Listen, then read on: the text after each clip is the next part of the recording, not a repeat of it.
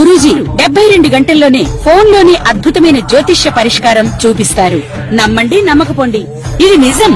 శ్మశాన కాళి రుద్ర చౌడీదేవి ఆరాధకులు నంబర్ 1 వశీకరణ స్పెషలిస్ట్. గురూజీ మనిషి పుట్టుక నుండి చనిపోయే వరకు వచ్చే అన్ని క్లిష్టమైన సమస్యలకు పరిష్కారం ఇక్కడ లభిస్తుంది. విద్య, ఉద్యోగం, వ్యవహారం, స్త్రీ ప్రేమ, పెళ్లి, సంతానం, స్త్రీ పురుష వశీకరణం, భూవశం, భార్యాభర్తల కలహాలు, కోర్టు సమస్యలు, విడాకుల సమస్యలు, చేతబడి, అప్పుల బాధ, ఇంకా మీకు ఎలాంటి సమస్యలు ఉన్నా 72 గంటల్లోనే శాశ్వత మేడం ప్రెజెంట్ సిచ్యువేషన్ చూస్తున్నాం. ఈ జెన్స్ సిచ్యువేషన్ చూస్తుంటే మనం ప్రతి ఒక్కళ్ళు మ్యారేజ్ చేసుకుంటున్నారు, కొంతమంది విడిపోతున్నారు. రిలేషన్స్ అనే కాదు, ఫ్రెండ్షిప్స్ అవ్వచ్చు, ఏ వైజ్ గా చూసుకున్నా సరే మనకి ఎనిమిటీ అనేది వస్తుంది. కొంతమంది ఫ్రెండ్షిప్ లో ఉన్నారు. మనము పెళ్లి చేసుకున్నా లేకపోతే శుభకార్యం చేస్తున్నా, ఏది చేస్తున్నా సరే ముందు మనం చూసుకునేది ముహూర్తం. ముహూర్తం అంతా నక్షత్రాల మీదే బేస్ అయి ఉంటుంది. సో అసలు ఈ నక్షత్రాలు మనుషుల లైఫ్ ని ఎలా ఎఫెక్ట్ చేస్తాయో ఒకసారి గురించి. తప్పక తారాబలం నువ్వు అడిగేది ఏంటంటే తారాబలం. సో తారాబలం అనేది మనం ముహూర్తం పెట్టడానికి వెరీ వెరీ ఇంపార్టెంట్, మనం చూసుకుంటూ ఉంటాము. అదొకటి కాకుండా పొంతన చేసుకోవడానికి మోస్ట్ ఇంపార్టెంట్. నువ్వు అడిగింది ఏంటి? పొంతన అంటే మ్యాచింగ్ చేసుకోవడానికి మనం చూస్తూ ఉంటాం. అంటే ఏంటి, మ్యారేజ్ మ్యాచింగ్ ఒకటి కాకుండా మిగతా వాటికి కూడా మనం చూడొచ్చు అనమాట. సో ఇప్పుడు ఒక సభ ఉంది, లేకపోతే ఒక 10 మంది కలిసి ఒక చోటుకి వెళ్ళారు, లేకపోతే ఫ్రెండ్స్ ఇలా కారులో బస్సులో వెళ్తూ ఉంటారు. సో వెళ్ళినప్పుడు ఏంటంటే కొంతమందితోనే పడుతుంది. చూడగానే వాళ్ళతో అట్రాక్ట్ అవుతారు, మాట్లాడాలనిపిస్తుంది. కొంతమందితో వీళ్ళెవర్రా అనుకుంటాం. సో ఇదంతా ఏంటంటే మనం ఎప్పుడు మాట్లాడుకునేది జాతక రీత్యా మనం మాట్లాడుకున్నప్పుడు అది జాతకం మీద ఆధారపడిందంటే తప్పక అది తారాబలం మీద ఆధారపడి ఉంటుంది. అంటే ఏంటి, ఫస్ట్ తార అంటే ఏంటి అనేది చూద్దాం. తార అంటే స్టార్ అనేది ఏంటంటే కాన్స్టలేషన్ ఆఫ్ స్టార్స్. సో వాటికి మనం పేర్లు ఇచ్చాం. అంటే అశ్విని, భరణి, కృతిక, రోహిణి, మృగశిర, ఇలాగా మనకి తెలుసు. 27 నక్షత్రాలు ఉన్నాయి. ఒక్కొక్క నక్షత్రానికి 4 పాదాలు ఉన్నాయి. ఓకే, సో ఈ 4 పాదాలతో 27 మల్టిప్లై చేస్తే మనకి 108 అయ్యాయి. సో ఒక్కొక్క రాశిలో మనకి ఎన్ని ఉన్నాయి? 9 పాదాలు ఉంటాయి. సో ఇది ఫస్ట్ అన్నమాట. సో ఎవరైనా సరే పుట్టినరోజు అంటే జన్మ, ఈ రోజు పుట్టారు, బర్త్ డేట్ ఉంటుంది. సో ఎక్కడ పుట్టినా సరే మనకి లాంజిట్యూడ్, లాటిట్యూడ్ అది చూసుకుని అది కూడా టైం కన్వర్ట్ చేసుకుంటాం. సో అక్కడ లోకల్ టైం ఏముందో చూసుకుని ప్లస్ మిగతా అవన్నీ చూసుకుని తర్వాత మనకి స్టార్ అనేది వస్తుంది, అంటే బర్త్ స్టార్. సో ఇక్కడ చాలామంది కన్ఫ్యూజ్ కాకూడదు. బర్త్ స్టార్ అనేది ఏంటంటే మనం చంద్రుడు ఎక్కడున్నాడో దాన్ని స్టార్ అంటాం. ఏ నక్షత్రంలో ఉంటే అది బర్త్ స్టార్. సో ఇది కన్ఫ్యూజ్ కాకూడదు, ఎందుకంటే వెస్టర్న్ ఆస్ట్రాలజీలో ఎక్కువ మనం సన్కి చూసుకుంటాం. అంటే ఏంటంటే సన్ సైన్స్. సో కొంతమంది నన్ను అడిగారు కూడా, నాకేమో ఇది కదా, నేను ఎలాగా ఇది అయ్యా, ఈ నక్షత్రం ఎలా అని. సో ఇది మనం నోట్తో చెప్పేది కాదు. ఇప్పుడు సపోజ్ క్యాన్సర్ అంటే ఏంటి, June 20th to July 20th is cancer. Sun sign అంతే, మార్పు లేదు. సో మనదేంటంటే సాయన సిస్టమ్, నిరాయన సిస్టమ్ అంటూ ఉంటాం అనమాట. అంటే ఏంటి, మనది మారుతూనే ఉంటుంది. సన్ ఎప్పుడూ ఆ జూలైలో, జూన్లో అక్కడే ఉండడు క్యాన్సర్లో. సో మారుతూ ఉంటారనమాట, ఎందుకంటే తిరుగుతూ ఉంటాం. మనమైనా సరే ఒక చోట కూర్చోమంటే ఒక చోట 24 గంటలు కూర్చోగలమా? కూర్చోలేము. సో తప్పక ఏంటంటే అది మారుతూ ఉంటుంది. సో అది చూసుకున్నప్పుడు ఏంటంటే నక్షత్రాలు మారుతూ ఉంటాయి. సో 24 గంటలకి ఒకసారి నక్షత్రం మారుతుంది. సో నక్షత్రం మార్పు ఉండదు, లగ్నం మారుతుంది. సో ఇన్ని చూసుకుంటే కానీ మనం ఒకటి చెప్పలేమన్నమాట. ఒక ఏదైనా అడ్వైస్ ఇవ్వాలన్నా, ఒకటి చెప్పాలన్నా, సపోజ్ ఎనిమిటీ చెప్పాలన్నా, లేకపోతే పొంతన చెప్పాలంటే అన్నీ చూసుకోవాలన్నమాట. కానీ జనరల్గా మనం ఇప్పుడు మాట్లాడేది తారాబలం గురించి. సో తారాబలం అనేది ఏంటంటే జన్మ నక్షత్రం అన్నమాట. జన్మ అంటారు, తర్వాత సంపత్తార అంటారు. జన్మతార, సంపత్తార, విపత్తార మూడోది, క్షేమతార, తర్వాత ప్రత్యక్తార, తర్వాత సాధన తార, తర్వాత నైదిన తార, తర్వాత మిత్రతార, తర్వాత పరమమిత్రతార. ఇప్పుడే మన వాళ్ళు ఎంత గొప్పవాళ్ళు అంటే మన ఋషులు, ఇవన్నీ మనం చెప్పింది కాదు, ఋషులు చెప్పారు, మనం దాన్ని పాటిస్తున్నాం, మనం చదువుకుని చెప్తున్నాము. ఎంత గొప్పవాళ్ళు అంటే ఎంత చక్కగా చేశారు. సో 9 అంటే 9 × 3 ఒకటే కదా. సో 3 అంటే 9 మనకేంటి గ్రహాలు ఉన్నాయి. సో ఒక్కొక్క గ్రహానికి 3 నక్షత్రాలు. సో మళ్ళీ ఒక్క నక్షత్రానికి 4 పాదాలు ఎన్ని ఉంటాయి అన్నమాట. సో మనం మాట్లాడుకునేది తారాబలం గురించి. ఎందుకు ఇది రావాలి అంటే మనం ముహూర్తం ఎక్కువ మనం పెట్టుకున్నప్పుడు తారాబలం చూసుకుంటున్నాము. అదొకటి కాకుండాను ఏదైనా మంచి కార్యం శుభకార్యం చేస్తున్నాం, ఒక పూజ చేస్తున్నాం అంటే కూడా మనం తారాబలం చూసుకుంటాం. అదొకటి కాకుండా మనం ఏదైనా బిజినెస్ స్టార్ట్ చేస్తున్నాం, ఏం లేదు నేను ఇప్పుడు కాలేజ్కి వెళ్తున్నాను అంటే కూడా తారాబలం చూసుకుంటాం. అంటే ఫస్ట్ టైం వెళ్తున్నాము అంటే తారాబలం చూస్తాం. అలాగే ఉద్యోగానికి చేరుతున్నాము అంటే తారాబలం చూస్తాం. అంటే 2 ఉండాలి. అంటే ఏవేవి మంచివి అనేది ఇప్పుడు చూద్దాం. సో జన్మలో ఏంటంటే మనం ఎక్కువ చెప్పం, అది అంత మంచిది కాదు, కొన్ని కాన్ఫ్లిక్ట్స్ వస్తాయి, కొన్ని ఆపర్చునిటీస్ లాస్ అవుతారు అని చెప్పడానికేమో మనం ఎక్కువ చేయం. సంపత్ తార అనేది ఏంటంటే ఫైనాన్షియల్గా చాలా గెయిన్ అవ్వడానికి మనం ఆ తార పెడుతూ ఉంటాం. అంటే బిజినెస్ పీపుల్కి మనం ఎక్కువ పెడుతూ ఉంటాం అన్నమాట. సో విపత్ అనేది డేంజర్, అంటే red signal. So red signal అంటే ఏంటి, అసలు పనులు అవ్వవు. అంటే ఎందుకు అవ్వవు పనులు, ఈ తారకి మ్యాచింగ్ లేదన్నమాట. ఎనిమీస్. సో తప్పక ఎనిమీస్ అని చెప్పద్దు. బట్ ఏంటంటే విపత్తారులు ఎప్పుడైనా చాలా మందికి మనం చూస్తూ ఉంటాం కదా, ఆ విపత్తారులో ఏదో ఒకటి జరుగుతుందన్నమాట.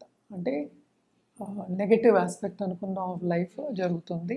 తప్పక కొన్ని యాక్సిడెంట్స్ జరిగే ఛాన్సెస్ ఉంటాయి. అలాగే ఏంటంటే ఏదైనా సరే, ఇప్పుడు సపోజ్ ఒక డాక్టర్ దగ్గరికి వెళ్తున్నాము, డాక్టర్ దగ్గరికి ఎప్పుడు మనం విపత్తారులు పంపించాం. అది చూసుకోవాలి, ముహూర్తం చూసుకున్న వాళ్ళు, అలాగే తారాబలం తెలిసిన వాళ్ళు కూడా వెళ్ళారనమాట. తర్వాత మనకి వచ్చేది ఏంటంటే మనకి క్షేమతార, అంటే క్షేమంగా ఉండాలి అంటే డాక్టర్ దగ్గరికి ఇప్పుడు వెళ్ళొచ్చు, ఈ తారలో వెళ్ళొచ్చు. అంటే నెక్స్ట్ మనకి వచ్చేది ప్రత్యక్ తార అనేది ఏంటంటే అసలు ఏది పనులు అన్నమాట, కాన్ఫ్లిక్ట్స్, యాక్సిడెంట్స్ అయ్యే ఛాన్సెస్ కూడా ఉంటాయి అని చెప్తూ ఉంటారు, దూరం అయ్యే ఛాన్సెస్ అంటూ ఉంటాం అన్నమాట. ప్రత్యక్ తార అస్సలు మంచిది కాదు. సో నెక్స్ట్ వచ్చేది మనకి సాధన తార. అంటే ఏంటి, మనం ఇప్పుడు స్పోర్ట్స్లో ఉంటారు అండ్ ఆల్సో ఒకటి సాధించాలి అనుకుంటాం, ఒక గోల్ పెట్టుకుంటాం, సాధించాలి అనుకుంటాం, అది పరిపూర్ణం అవ్వడానికి కూడా మనం సాధన తార పెడతాం. ఎప్పుడు ఈ గోల్ పెట్టుకున్నప్పుడే మనం పెడతాం అనమాట, ఈ టైంలో స్టార్ట్ చేయండి అని. అది బిజినెస్ అవ్వచ్చు, అది ఉద్యోగం అవ్వచ్చు, లేకపోతే ఏంటంటే ప్రమోషన్ అవ్వచ్చు, ఇంకా ముందుకు వెళ్ళాలి, చాలా చాలా మంచిదన్నమాట. ఓకే, నెక్స్ట్ నైదిన తార అంటే అస్సలు చాలా చాలా ఫ్యామిలీతో కాన్ఫ్లిక్ట్స్, అస్సలు మంచిది కాదనమాట. ఎస్పెషలీ 2వ పాదం, ఈ నక్షత్రం 2వ పాదం అస్సలు మంచిది కాదు అని చెప్తూ ఉంటారు. సో ఈ పాదాలు కూడా చెప్తాం. అలాగే ఏంటంటే ప్రత్యక్ తారకి 4వ పాదం చెప్తూ ఉంటాం అనమాట. అంటే కౌంటింగ్, ఇప్పుడు అశ్వినికి సంపత్ తార ఏమో ఏమైంది, భరణి అయింది, విపత్తార రోహిణి అయింది. ఇప్పుడు మనం మాట్లాడుకుంటున్నాం కదా, అశ్విని నక్షత్రం ఇప్పుడు జన్మ అనుకో, జన్మతారలో మనం ఏంటంటే ముహూర్తాలు ఎక్కువ పెట్టాం అనమాట. ఇది ఎక్కువ స్టార్ట్ చేయండి మనం, ఎందుకంటే అది బ్యాలెన్స్ అవుతుంది, అటు ఇటు కాకుండా ఉంటుంది అనమాట. సో అంత మంచిది కాదు అన్న విషయం మీద మనం ఏంటంటే చెయ్యము. సంపత్తారలో చేయొచ్చు, విపత్తారలో అసలు వద్దు అంటాం. సో అశ్వినికి ఏంటంటే ఇప్పుడు మనకి సంపత్తార ఏమైంది, అశ్విని భరణి, కృతిక విపత్తార, రోహిణి క్షేమతార. 5వది మృగశిర నక్షత్రం బుధుడు స్టారు, బట్ ఇక్కడ ఏంటంటే ప్రత్యక్ తార అయింది ఎవరికి, అశ్విని వాళ్ళకి. సో అది పనికిరాదనమాట. సో ఇలా మనం లెక్కెట్టుకుంటూ వెళ్ళాలి. సో వీటిలో ఏంటంటే అశ్వినికి ఇప్పుడేం మనకి తెలుసు కదా, ఇప్పుడు 5వ తార మంచిది కాదు, 3వ తార మంచిది కాదు, 7వ తార మంచిది కాదు అనమాట. 7th అంటే అశ్విని నుంచి కౌంట్ చేయాలి. సో 7వ తార మంచిది కాదు, 8, 9 చాలా మంచివి, అంటే మిత్రతార, పరమిత్రతార. సో ఇలా కౌంట్ చేసుకుంటే తారాబలం వస్తుందన్నమాట. సో బట్ ఏంటంటే మోస్ట్ ఇంపార్టెంట్, మనం మ్యాచింగ్కి చూడాలి అన్నా కూడాను మనం ఏంటంటే రాసుల వారీగా కూడా చూసుకుంటాం. అదొకటి కాకుండాను ఈ స్టార్స్ అన్నిటికీ ఒక్కొక్క స్టార్కి ఒక్కొక్క అధిపతి ఉంటారనమాట. ఇప్పుడు అశ్వినికి మనకి కేతు అయ్యారు, భరణికి మనకి వీనస్. సో ఇలాగా, సో ఇవి వచ్చినప్పుడు ఏంటంటే ఎందుకు ఇది తీసుకున్నాను ఈ సబ్జెక్ట్ అంటే, దీన్ని బట్టి మనకి దశా విశేషాలు అనేవి కౌంట్ అవుతాయి. సో అంటే ఏంటి, మన వెళ్ళే పీరియడ్, మన నడిచే పీరియడ్ ఎలా ఉంది, మన కర్మ ఎలా ఉంది, ఇప్పుడు ఏం జరగబోతోంది, ఎలా ఉంటుంది ఫ్యూచర్ అని చెప్పడానికి ఇవన్నీ చూసుకుంటాం. స్టార్ని పట్టే మనకి దశా సిస్టమ్ అనేది వస్తుందన్నమాట. సో దాన్ని బట్టి ఏంటంటే మన ప్రిడిక్షన్ అనేది వెరీ ఈజీగా ఇవ్వచ్చు. ఇది ఒక మనిషికి కాదు, అండ్ ఆల్సో మనం ఏంటంటే ఒక కంట్రీకి కానీ లేకపోతే ఒక ప్రదేశానికి కానీ ఒక బిజినెస్కి కానీ వాటన్నిటి కూడా మనం చెప్పగలం. ప్రెడిక్షన్స్ అనేది ఈజీగా ఇవ్వడం జరుగుతుందన్నమాట. సో దేనికైనా తారాబలం అనేది వెరీ వెరీ ఇంపార్టెంట్. సపోజ్ ఇప్పుడు తారాబలం నేను ఇందాక చెప్పినప్పుడు ఇప్పుడు 3వ తార అయింది. ఇప్పుడు అశ్విని మనం తీసుకున్నాం, అన్ని తారలకి ఉంటాయి కదా అలాగా. సో 3వ తారలో ఉన్న ఒక మనిషి ఎదురయ్యాడు మనకి అనుకుందాం కాసేపు. ఇమ్మీడియట్గా అదేంటంటే మనకి కంపాటబిలిటీ ఉండదు. సో అట్రాక్షన్ అనేది ఉండదు. పోనీ కంపాటబిలిటీ అనపోయినా అట్రాక్షన్ అంటే ఏంటి, వీళ్ళెవరు అన్నట్టు మనం చూస్తాం. అది రిపెల్ అవుతుంది అనమాట. ఎందుకని ఇది మాట్లాడుతున్నాం అంటే ఇట్స్ బికాస్ ఆ ఎనర్జీ అనేది రిపెల్ అవుతుంది మనకి. సో అలాగే 5వ తార అనుకుందాము, అలాగే నైదిన తార, ప్రత్యేక తార కూడా నైదిన తార. ఈ 3 వెరీ వెరీ ఇంపార్టెంట్. అలాగే జన్మలో ఉన్న వాళ్ళకి కూడా కొన్నిసారి జన్మ కూడా పడకపోవచ్చు అనమాట. ఇవన్నీ మళ్ళీ మనం ఏంటంటే మనం రాసుల వారీగా చూసుకోవాలి. ఇప్పుడు మనం ఇందాక మాట్లాడుకున్నాం కదా, అశ్విని, భరణి, కృతిక. మనకి కృతిక 1వ పాదం మనకి మేషంలో ఉంటాయి. సో మేష రాశి వాళ్ళకి అలాగే ఇప్పుడు కన్యా రాశి వాళ్ళకి కుదరదు. దాంట్లో ఉన్న స్టార్స్ హస్త నక్షత్రం ఉంటుంది, ఉత్తర ఉంటుంది దాంట్లో. సో అవి కొన్ని కుదరవు అనమాట. సో రిపెల్ అవుతాయి. అలా ఎందుకు రిపెల్ అవుతాయి అనేది ఏంటంటే బికాస్ 6, 8 అండ్ మనం ఏంటంటే 12 చెప్పుకుంటాం అనమాట. సో దాంట్లో ఉన్న తారలు కొన్నిసార్లు రిపెల్ అవుతాయి. అంటే రాసులు ఇప్పుడు మేషరాశికి 6వ రాశి మనకి కన్య అయింది, 8 ఏమైంది వృశ్చికం అయింది, 12 ఏమైంది మనకి మీనం అయింది. సో వీటిలో ఉన్న తారలకి వీళ్ళకి పొంతన ఉన్నప్పటికీ అంటే తారాబలం ఉన్నప్పటికీను కొంతవరకు పడదు అని చెప్తూ ఉంటాం. పడదు ఇన్ ద సెన్స్ మనం పెళ్ళికి కానీ కంపాటబిలిటీ మనం చెప్తాం. సో ఎక్కడ ఎలా ఉంది అని చూసుకుని దాన్ని బట్టి నువ్వు అడిగిన క్వశ్చన్కి ఆ పడపోవడం అనేది వస్తుంది, ఆ ఎనిమిటీ అనేది వస్తుంది అనమాట. ఇదంటే జనరల్గా మనం ఎందుకు చూస్తాము అంటే మోస్ట్ ఇంపార్టెంట్ ముహూర్తం కోసం, టైం కోసం. అంటే ముహూర్తం అంటే ఏంటి, మనం ఇంకా చాలా క్యాల్కులేషన్ ఉంటుంది. తారాబలం చూసినంత వరకు, ఎందుకంటే మనం ఏదైనా మంచి కార్యం చేయాలి అన్న ఇదివరకు ఏంటి తారాబలం చూడకుండా బయటికి వెళ్ళేవాళ్ళు కాదు. ఇప్పుడు ఒకవేళ తారాబలంలో కనుక ఆ స్టార్స్ కి రెండు కంపాటిబిలిటీ కరెక్ట్గా లేకపోతే మనకి ముహూర్తంలో టైం మార్చుకుంటే అది ముహూర్తం ఎలా మారుతుంది? ముహూర్తం కూడా ఇప్పుడు తారే కదా. ఇప్పుడు మనం పెట్టే ముహూర్తము టైము అది తారే కదా, మళ్ళీ స్టారే కదా. సో అప్పుడు రాదు కదా, మ్యాచ్ ఉండదు అంతే. ఇప్పుడు అలాగే కంపాటబిలిటీకి ఇంకా చాలా దోషాలు అవన్నీ కూడా చూస్తాం అన్నమాట. సో జనరల్గా నువ్వు అడిగిన క్వశ్చన్కి ఎనిమినిటీ ఎందుకు వస్తుంది అంటే it is because of that ఏంటంటే ఎనర్జీ రిపెల్. అంటే గ్రహాలు అంటే ఏంటి, ఎనర్జీయే కదా. గ్రహం పట్టుకుంటుంది ఎనర్జీ అన్నీ అంటాం, ఇలా లాగుతుంది అంటాం అన్నమాట. సో ఆ గ్రహాలు కూడా ఎనర్జీయే. సో ఈ ఎనర్జీ రిపెల్ అవుతుంది. అలాగే స్టార్స్కి ఎనర్జీ ఉంటుంది, అన్నిటికీ ఎనర్జీ ఉంటుంది. సో బేసికలీ ఏంటంటే రిపెల్ అవుతుంది, పడదు. ఎక్కడో బ్యాలెన్స్ లేదు, బ్యాలెన్స్ తప్పుతుంది అంటే ఈజీగా అందరికీ అర్థం అవుతుంది. సో దాని తారాబలం. సో ఒక్కొక్క రాశి వాళ్ళకి అంటే ఇప్పుడు రాశిలో నేను చెప్పినట్టు 9 పాదాలు ఉంటాయి. ఇప్పుడు 3 పాదాలు మన కృతిక పక్క దాంట్లో ఉంటుంది, తర్వాత రోహిణి ఉంటుంది, తర్వాత మృగశిర ఉంటుంది, మృగశిర 2. సో అలాగా. సో ఇవి చూసుకున్నాము అంటే మళ్ళా ఏంటంటే అధిపతులు ఉంటారు. ఒక్కొక్క రాశికి కాదు, నక్షత్రానికి అధిపతి ఉంటారు, మళ్ళీ అధిదేవతలు ఉంటారు. దేనికి ఎవరికి ఏం చేయాలి, ఎలా చేయాలి అనేది కూడా వెరీ వెరీ రెమెడియల్ మెషర్స్ కూడా వెరీ వెరీ ఇంపార్టెంట్ అనమాట. కానీ జనరల్గా నువ్వు అడిగిన క్వశ్చన్కి ఎనిమిటీకి కంపాటబిలిటీకి తారాబలం అనేది వెరీ వెరీ ఇంపార్టెంట్. ఆ తారాలు స్టార్ మ్యాచింగ్ కానీ కంపాటబిలిటీ కానీ ఈ మనం చెప్పిన ఈ స్టార్స్ ఎలా ఉంటుంది అంటే ఏంటి, జన్మ, సంపత్, విపత్ ఇవన్నీ ఉన్నాయి కదా. ఇవన్నీ చూసుకున్నప్పుడు మనకి తెలిసిపోతుంది అనమాట. అదొకటి కాకుండా మ్యారేజెస్ కూడా ఈ మధ్యన చాలామంది ఇవన్నీ చూసుకోకుండా చేసుకుంటున్నారు. కొన్ని అయితే బాగా సక్సెస్ అవుతున్నాయి, కొన్ని ఏమో అసలు చేసుకోగానే విడిపోతున్నారు. లవ్ మ్యారేజ్ అంటారు మళ్ళీ. అంటే లవ్ మ్యారేజ్ అంటే అట్రాక్ట్ అయ్యే కదా చేసుకున్నారు, అయినా కూడా అవ్వదు, కంపాటబిలిటీ ఉండదు అనమాట. సో చాలా మటుకు ఇవన్నీ మనం చెప్పేది ఏంటంటే మన ఋషులు వాళ్ళు చెప్పింది, మన పెద్దలు చెప్పింది, మన స్క్రిప్చర్స్ చెప్పింది మనం చెప్తున్నాం. మనం కొత్తగా ఏమీ మ్యానుఫ్యాక్చర్ చేసి కొత్తగా చెప్పట్లేదు. సో అలాగే మోస్ట్ ఇంపార్టెంట్ ఏంటంటే చైల్డ్ బర్త్ కూడా ఇప్పుడు పెట్టుకుంటున్నారు. ఎందుకంటే ఇదివరకు అయితే మనకి తెలియదు, నార్మల్ డెలివరీస్ అయ్యాయి, ఎప్పుడు అయ్యేవి కూడా తెలియదు. ఇప్పుడు ఏంటి మనకి చాలా మెడికల్ ఫీల్డ్ కూడా అడ్వాన్స్మెంట్స్ వచ్చేసాయి. సో చాలామంది ఏంటంటే మనకి దీనికి సిజేరియన్కి సెక్షన్కి వెళ్తున్నారు, సెక్షన్కే వెళ్తున్నారు. సో దానికి కూడా ముహూర్తాలు పెట్టవలసి వస్తుంది అనమాట. సో ఇవన్నీ కూడా మోస్ట్ ఇంపార్టెంట్. ఈ టైంలో పుట్టితే, ఈ తారలో పుడితే బాగుంటారు, ఆ దశలు బాగుంటాయి. అదొకటి కాకుండా ఎక్కడెక్కడ ఏ గ్రహాలు వేరే ఎక్కడెక్కడ ఉన్నాయో చూసుకుని దాన్ని బట్టి మనం ముందుకెళ్ళడం అనేది వెరీ ఇంపార్టెంట్. ఎందుకంటే టైం అనేది వెరీ ఇంపార్టెంట్. మనం నడిచేది కూడా టైంలోనే. సో అప్పుడు మన కర్మని మంచిగా చేసుకోవాలి అన్నప్పుడు మంచి కార్యాన్ని మొదలెట్టడానికి మంచి టైం చూసుకోవడంలో తప్పేంటి? సో తప్పక అది చూసుకోవాలి. అలాగే ముహూర్త బలం చూసుకోవాలి, తారాబలం చూసుకోవాలి. ముహూర్తం బాగున్నప్పుడు ముందుకు సాగితే మనకి సక్సెస్ అనేది ఈజీగా వస్తుంది. వృషభ రాశిలో ఉన్న వారికి శత్రు నక్షత్రాలు ఏవైతే ఉన్నాయో వాళ్ళతో ఎలాంటి ప్రాబ్లమ్స్ వస్తాయి, ఎలా చూసుకోవాలో ఒకసారి. తప్పక శత్రు నక్షత్రాలు అంటే నేను ఇందాక చెప్పినట్టు విపత్ తారా చెప్పాను, నేను నైదన తారా చెప్పా, ప్రత్యక్ తారా చెప్పాం. మిగతావన్నీ మంచి నక్షత్రాలే.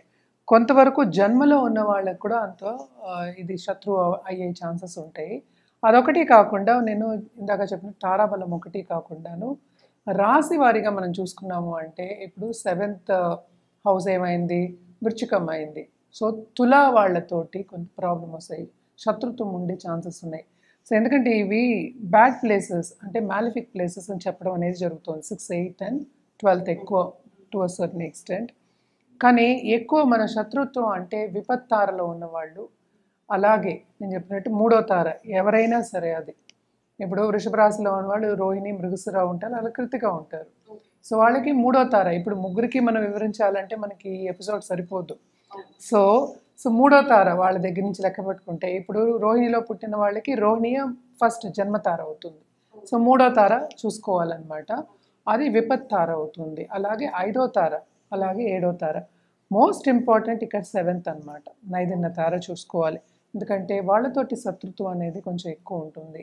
సో ఇవన్నీ ఎందుకు చూసుకుంటున్నాము అంటే ఇట్ ఈస్ బికాస్ ఏంటంటే కొంచెం మనకు కూడా ఏంటంటే క్లారిటీ వస్తుంది. ఫస్ట్ థింగ్ జాగ్రత్త పడడానికి. ఏదైనా సరే మన పెద్దలు చెప్పింది ఏంటంటే మనం జాగ్రత్త పడడానికి, అలాగే ఏంటంటే లైఫ్ కూడా కొంతవరకు హ్యాపీగా వెళ్ళిపోవడానికి. ఇప్పుడు నీకు శత్రువులు ఉన్నారని నీకు తెలుసు, వాడికి అంటే నువ్వు చెప్పిన దాన్నిటికీ ఆపోజిట్ చెప్తాడు అనుకుంటా. శత్రువులు అంటే డైరెక్ట్గా వచ్చేసి కొట్టరు కదా, ఇదివరకు లాగా బాణాలు వేసేసి కొట్టుకోవడం, చంపడం అలాంటివి కాదు కదా. ఈ కాలంలో ఏంటంటే ఇప్పుడు పెద్ద పెద్ద MNCs ఉన్నప్పటికీ వాళ్ళు ఏంటంటే వీళ్ళ మాట వాళ్ళ మాట వినకుండా, అంటే ఏంటి రివర్స్ చెప్పి అదేంటంటే పక్క వాళ్ళకి కూడా ఎక్కించి ఇట్లా చేసేవాళ్ళు ఉంటారు. సో ఇప్పుడు అలాంటి వాళ్ళు నీకు లైఫ్లో కావాలా? అవసరం లేదు కదా. అదొకటి. సెకండ్ ఏంటంటే ఇంకోటి business partners. So business partners దగ్గర కూడా ఇలాంటి ప్రాబ్లమ్స్ వస్తాయి అన్నమాట. అందుకోసం ఎప్పటికైనా సరే తారాబలం చూసుకుని మనం పార్ట్నర్షిప్ కూడా మనం చేర్చుకుంటాము, పార్ట్నర్స్ని కూడా కలుపుతాం అన్నమాట. సో జస్ట్ బికాస్ వాళ్ళకి డబ్బు ఉందని కలుపుకోకూడదు. మనకి సెట్ అవుతుందా లేదా, మనం ముందుకు వెళ్ళగలమా లేదా, ముందుకెళ్ళి సాధించగలమా.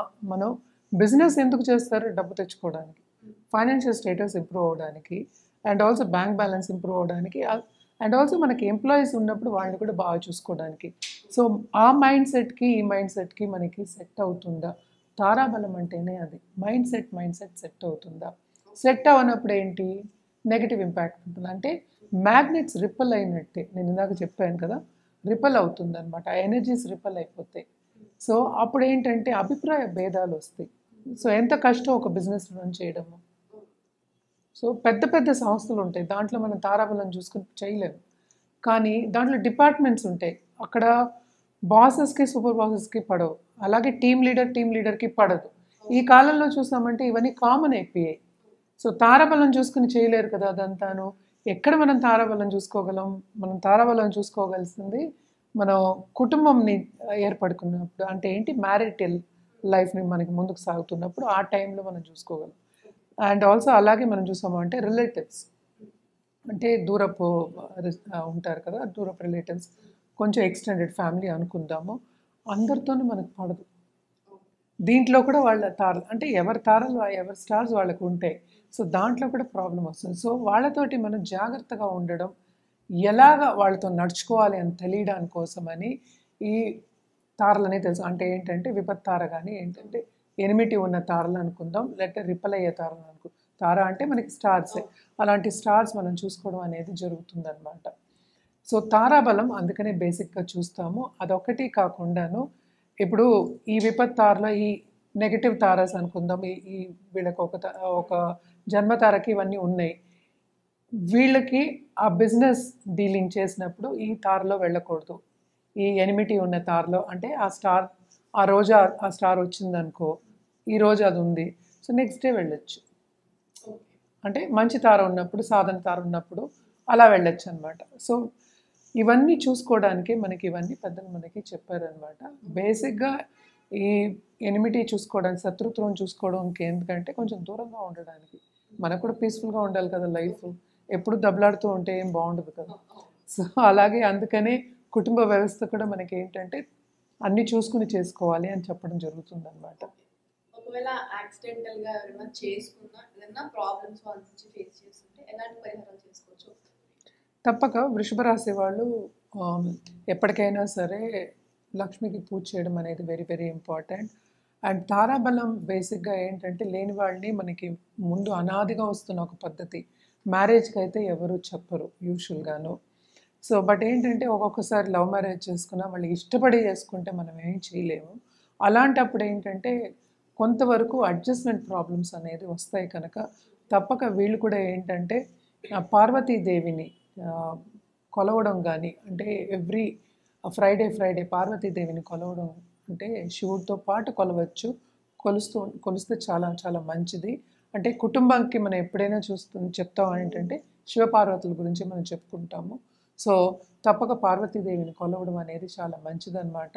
అదొకటి కాకుండాను వీళ్ళు ఎప్పటికైనా సరే దానం ఇవ్వడం, అంటే గోదానం చేయడం కానీ, గోవులకు వెళ్ళి మనకి ఆహారం పెట్టడం కానీ ఇలాంటివి చేసుకోవడం కూడా చాలా చాలా మంచిదన్నమాట. అండ్ కుటుంబం బాగుండాలి అంటే ఎప్పటికైనా సరే మనం ఫస్ట్ ఏంటంటే మెంటల్ స్టెబిలిటీ అనేది తెచ్చుకోవాలి. కోపతాపాలకి మనం గురవ్వకూడదు, అది most important. So personal development మీద ధ్యాస పెట్టడం కూడా అంటే ఏంటి, ఒక పూజ చేయడం కానీ, ఒక జపం చేయడం కానీ చాలా మంచిదన్నమాట. ఇవి ఎందుకంటే విడివిడిగా చెప్పలేకపోతున్నాం, ఎందుకంటే ఇన్ని తారలు ఉంటాయి కనుక, అంటే ఇన్ని స్టార్స్ ఉంటాయి కనుక ఒక్కొక్క దానికి మనం విడివిడిగా చెప్తాం, ఆదిదేవతలకి దానికి. అండ్ ఆల్సో ఏంటంటే నవగ్రహాలు కానీ లేకపోతే ఏ గ్రహం ఇప్పుడు శుక్రుడు మనకి వృషభం అంటే, సో దానం ఇవ్వడం అనేది చాలా మంచిది. జపం చేసుకుని దానం ఇవ్వడం మంచిది.